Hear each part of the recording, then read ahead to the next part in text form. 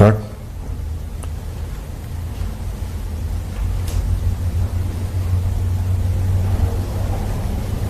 बिस्मिल्लाहिर्रहमानिर्रहीम। अस्सलामु अलैकुम वरहमतुल्लाहि वबरकातुहू। मैं सबसे पहले लोनी की विधानसभा के तमाम जिम्मेदारों का, बुजुर्गों का, इज्जतदार माँ और बहनों का, गयूर नौजवानों का, वहाँ की जनता और अवाम का शुक्रिया अदा करता हूँ कि उन्होंने आज मजलिस की इस इलेक्शन वर्चुअल रैली में आप लोगों ने शिरकत की। आपने अपना कीमती वक्त निकाल कर हमारी बात सुन रहे हैं। मैं आपका बेहद शुक्रिया अदा करता हूँ।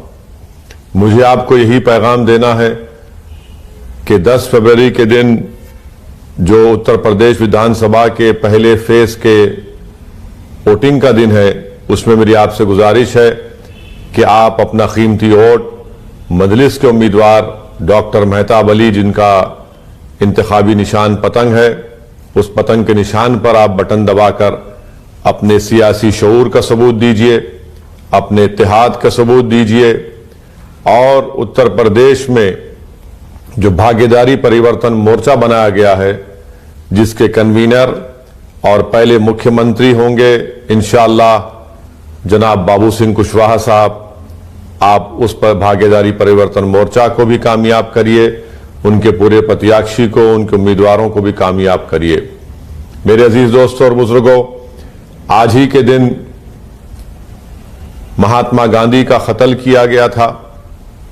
आज ही के दिन महात्मा गांधी के सीने में गोलियां दाग दी गई थी और मारने वालों ने, जिनमें गोडसे, आप्टे और उनके साथी शामिल थे, इन तमाम ने मिलकर एक मंसूबा बनाया, साजिश बनाई, जो बाद में जस्टिस कपूर कमीशन की इंक्वायरी रिपोर्ट में साबित हुआ कि सावरकर भी महात्मा गांधी के कत्ल के साजिश में मुलविस थे। ये जस्टिस कपूर सुप्रीम कोर्ट के साबिका चीफ जस्टिस थे और उनकी इंक्वायरी कमीशन में ये बात साबित हुई।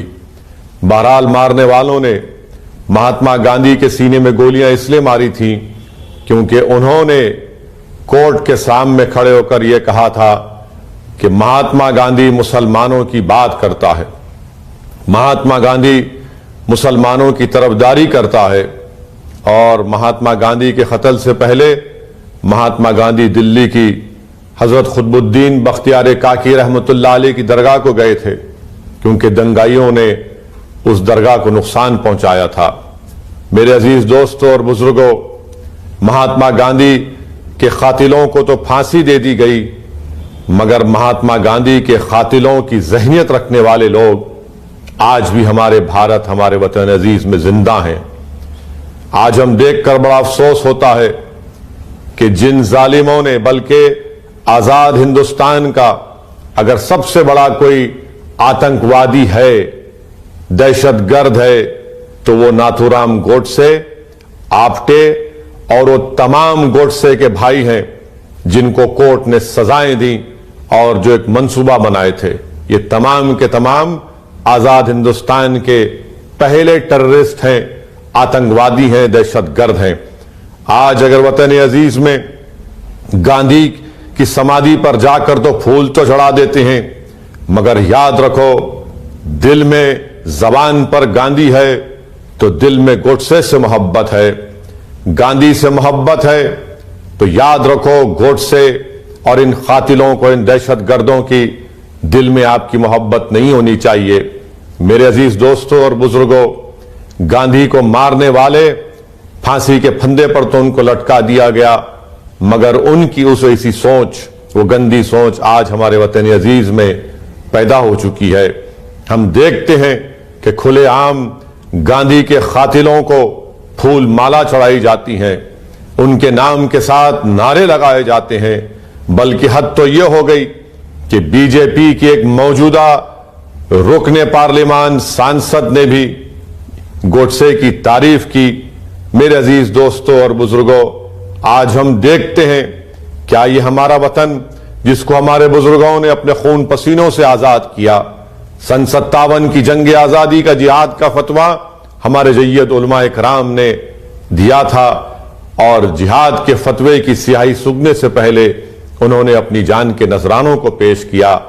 आज हम देखते हैं कि धर्म संसद होते हैं, चाहे वो हरिद्वार का हो, रायपुर का हो या फिर हालिया दिनों में प्रयागराज में हो, किस तरह की जबान वहां पर इस्तेमाल की जाती है, किस तरह वहां पर लोग बैठकर इंसानियत को नुकसान पहुंचाने की बातें करते हैं, किस तरह वो भारत के संविधान की जो बाबा साहेब अम्बेडकर ने बनाया उसकी धज्जियां उड़ाना चाहते हैं, किस तरह वो हमारे मुजाहिदीन आजादी की कुर्बानियों को रायगा जाने देना चाहते हैं, उस पर पानी फेर देना चाहते हैं, उनकी कुर्बानियों को भुलाना चाहते हैं। मेरे अजीज दोस्तों और बुजुर्गों, मैं उन तमाम अवाम से अपील कर रहा हूं जो इस सरजमीन से मोहब्बत करते हैं, जो भारत को अपना वतन अजीज मानते हैं, मैं आपसे अपील कर रहा हूं कि यकीनन सियासी इख्तिलाफात हमारे हो सकते और रहना भी चाहिए। हो सकता है कि आप किसी और पार्टी की मोहब्बत में उनको वोट दें, मगर याद रखो मेरे अजीज दोस्तों और बुजुर्गों, जो बातें आज की जा रही हैं अक़लियतों के बारे में, जो बातें आज की जा रही हैं भारत के इस खूबसूरत मुल्क को जिसका कोई मजहब नहीं है, भारत पूरे विश्व में, पूरी दुनिया में एक ही वतन है जो तमाम मजाहिब को मानता भी है और उनको भी मानता है जो किसी मजहब को नहीं मानते।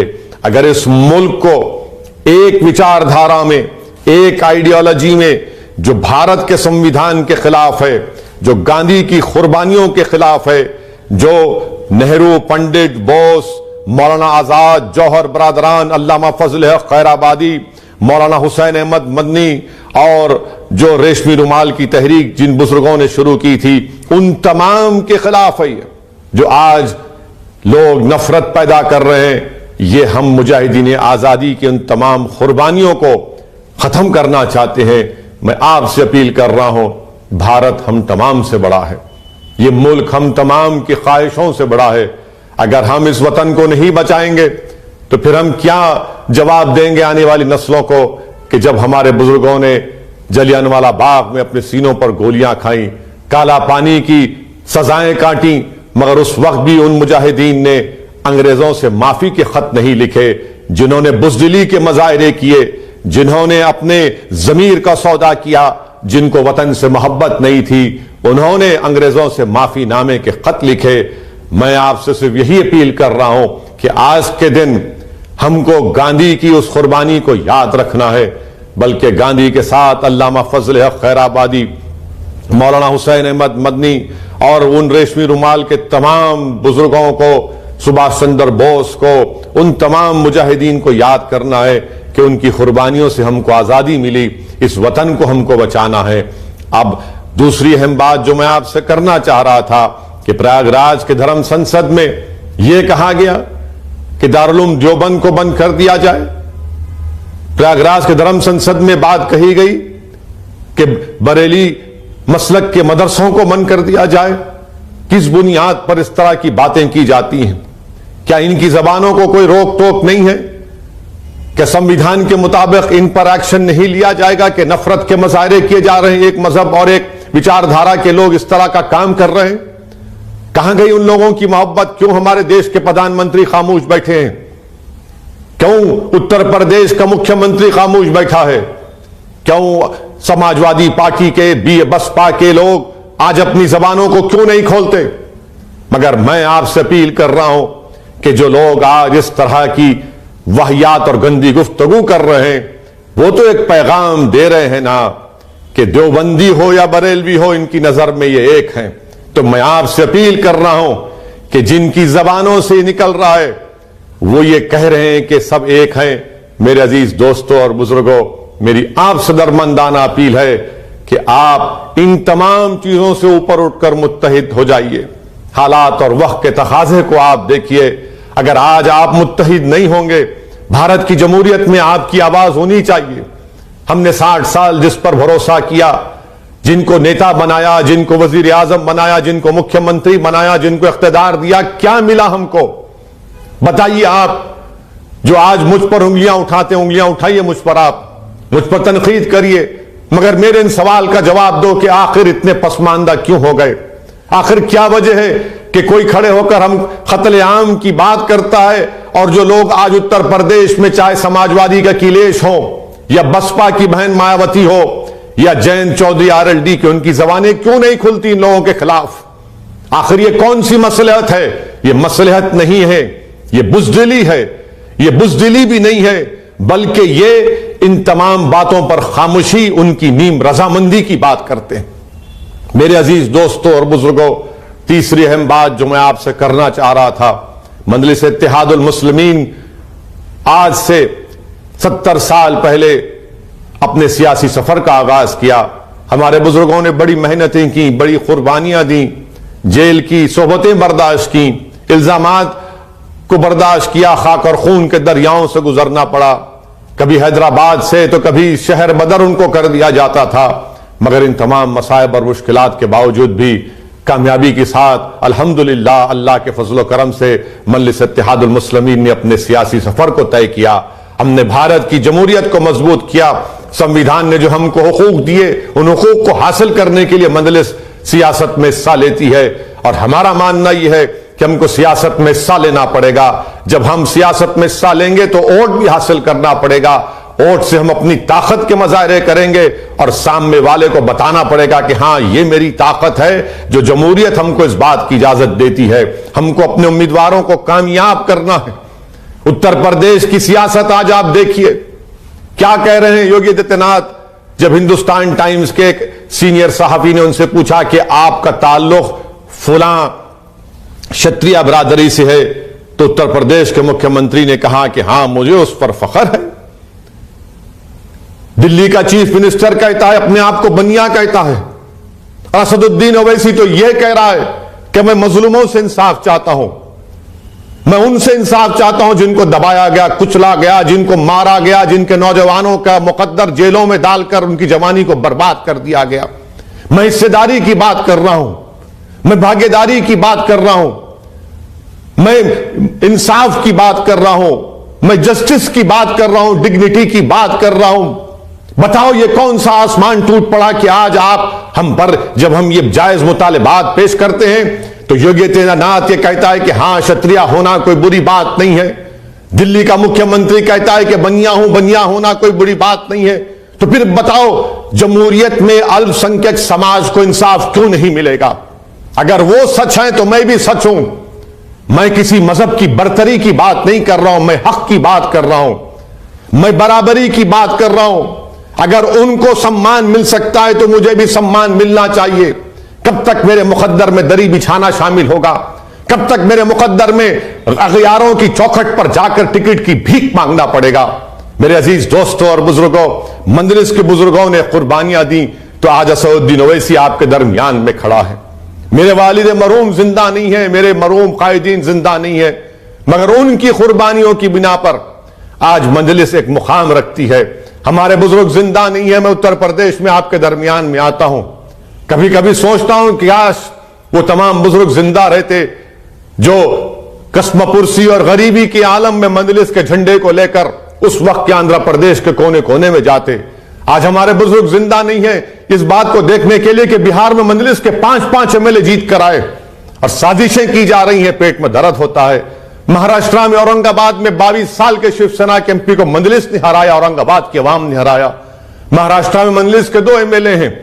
मेरे अजीज दोस्तों और बुजुर्गों, आपकी आवाज को मजबूत करना है, आपकी आवाज को मजबूत करना है। बताइए, उत्तर प्रदेश की जनता मैं आपसे कह रहा हूं, लोनी की आवाम मैं आपसे कह रहा हूं, जो गांधी से मोहब्बत करते हैं, जो भारत के संविधान से मोहब्बत करते हैं, बताओ ये कौन सी बात कल अखिलेश यादव के एक अलाइंस पार्टनर ने कर दी? कहा कि समाजवादी पार्टी ने अपने ही पार्टी के 45% मुस्लिम नेताओं का टिकट काट दिया है। बताओ फिर, जब मेरी बात क्या बात सच साबित नहीं हुई, मेरी बात कि आपको मजबूर कर दिया जा रहा है, आपको गुलाम बनाया जा रहा है, आपको मोहताज बनाया जा रहा है, इन लोगों के आपको भीख मांगने पर मजबूर कर दिया जा रहा है। अरे प्रयागराज में, धर्म संसद हरिद्वार रायपुर का हुआ तो अखिलेश, जयंत, बहन मायावती कोई मुंह नहीं खोलते, कोई मुंह नहीं खोलता। आज उन्हीं के साथ वाला कह रहा है कि 45% सपा के मुस्लिम नेताओं का टिकट काट दिया गया। अरे ये मजबूरी, ये मोहताजी छोड़िए, आप नेता बनिए, आप नेता बनिए, कायद बनिए। मैं आपके पीछे खड़े रहने को तैयार हूं, मैं आपको अपने कंधे पर बिठाने के लिए तैयार हूं। अगर आप समझते कि असदुद्दीन ओवैसी की मौत अगर आपको फायदा पहुंचा, मैं तैयार हूं उसके लिए, मगर अपना हिस्सा तो हासिल करो। कब तक तुम दरी बिछाओगे, कब तक तुम अगयारों के महफिलों में बैठकर उनके सामने जी हुजूरी और गुलामी करोगे? अरे बराबरी की लड़ाई है, वो बराबर हैं, हम भी बराबर हैं, मगर आपको अपनी ताकत का अंदाजा नहीं है, आपको अपनी ताकत का अंदाजा नहीं है। मैं आपको एक अपील कर रहा हूं कि मजलिस को एक बार मौका दीजिए। उत्तर प्रदेश में ये हुकूक की लड़ाई है, ये संविधान के बचाने की लड़ाई है, ये गुलामी की जंजीरों को तोड़ने की लड़ाई है, ये बेबसी से आजाद होकर उम्मीद पैदा करने की लड़ाई है। मेरी आपसे अपील है कि आइए मजलिस के इत्तेहादुल मुस्लिमीन का साथ दीजिए। जो मुखालिफीन कहते हैं कि मजलिस किसी मजहब के खिलाफ है, बताओ मेरा एक बयान बताओ, मैं अगर मैं किसी मजहब के खिलाफ की बात कही है तो मैं किसी मजहब के खिलाफ ना था, ना मेरी पार्टी है, ना कभी रहेगी इंशाअल्लाह ताला। मैं तो चाहता हूं कि भारत का संविधान मजबूत हो, देश मजबूत हो, इतना मजबूत हो कि चीन की आंखों में आंखें डालकर उनको डेप्सांग, डेमचाक और हॉट स्प्रिंग्स उखाड़ कर फेंक दिया जाए, जो आज हमारी फौज को पेट्रोलिंग करने नहीं देती। मैं तो हर शोबे हयात में भारत की तरक्की को देखने का ख्वाब देखता हूं। मेरे अजीज दोस्तों और बुजुर्गों, लोनी की आवाम का मैं शुक्रिया अदा करता हूं कि आज मुझे आकर इलेक्शन कमीशन की इजाजत पर पदयात्रा करने का मौका मिला। मैं बहुत से जगह पर नहीं जा सका, आपसे माफी चाहता हूं, मगर जब मैं अलवी नगर को गया, क्या काम हुआ वहां पर? आओ वजीर आला योगी आदित्यनाथ, आओ नरेंद्र मोदी मेरे साथ चलकर लोनी के उस अलवी नगर को देखो जहां पर इंसान बसते हैं। वो इंसानों की बसने की जगह है, जहां पर नाली नहीं है, जहां पर रोड नहीं है, जहां पर कचरों के अंबार लगे हैं, जहां पर कुरैश बरादरी के लोगों को अपनी गोश्त की दुकान चलाने की इजाजत नहीं है, उनका लाइसेंस रिन्यू नहीं किया जाता, जहां पर सैफरी बादरी के लोगों को अपने बड़े का काम करने नहीं दिया जाता। जुल्म की इंतहा हो गई कि भारत के कैपिटल से आधे घंटे के फासले पर क्या बोलते हैं कि हिंदौन का एयरपोर्ट है। कौन सा है? हिंदौन के एयरपोर्ट में लिखा है कि गोश्त की दुकान नहीं खोली जा सकती कुरैश बरादरी की। किसने कहा कि तुमको वहां पर रोड नहीं डालो? किसने कहा कि तुमको वहां पर नाली नहीं बनाओ? किसने कहा कि नहीं कहा कि तुमको वहां पर स्कूल बनाओ, कॉलेज बनाओ? पोल्यूशन आता है, गंदगी भरी हुई है, लोग छत पे नहीं सो सकते, गंदगी पैदा हो जाती पोल्यूशन से। मैं लोनी की आवाम से अपील कर रहा हूं कि आप 10 फरवरी के दिन अपना एक वोट मुत्तहदा तौर पर पतंग के निशान पर लगाइए। मैं उन तमाम कमजोर और मजलूम लोगों से अपील कर रहा हूं कि भागीदारी परिवर्तन मोर्चा का साथ दीजिए। इसमें तमाम कमजोर लोग आए हैं जिनको दबाया गया, कुचला गया। पहचानिए समाजवादी के इनके ही करीबी नेता के बयान को देखिए। हां, जो लोग अगर अपनी आंखों पर पर्दा डाल चुके हैं, अगर जो लोग अपने दिलो दिमाग पर जोर डालना नहीं चाहते, तो भुगतो तुम गुलामी करते रहोगे, तुम भीख मांगते रहोगे। मगर असदुद्दीन ओवैसी इंशाअल्लाह ताला भीख नहीं बल्कि हम टिकट बांटते हैं और बांटेंगे। कल आज भी अल्लाह ने हमको मौका दिया है और कल भी अल्लाह हमको मौका देता रहेगा।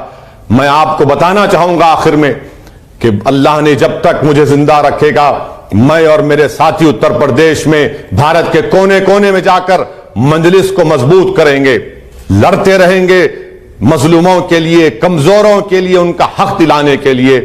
आइए 10 फरवरी के दिन मैं लोनी के अवाम से अपील करता हूं कि आप अपना एक वोट डॉक्टर मेहताब के हक में इस्तेमाल करिए और इंशाअल्लाह ताला मैं आपसे वादा करता हूं कि इंतखाबात और होने के बाद मैं फिर आपसे दरमियान में आऊंगा और अगर इलेक्शन कमीशन हमको इजाजत देता है 500 लोगों की मीटिंग करने का, तो फिर आऊंगा, आपसे मुलाकात करूंगा। आप तमाम से अपील है कि वोट डालिए, पतंग के निशान पर बटन दबाइए। अस्सलाम वालेकुम व रहमतुल्लाहि व बरकातुहू।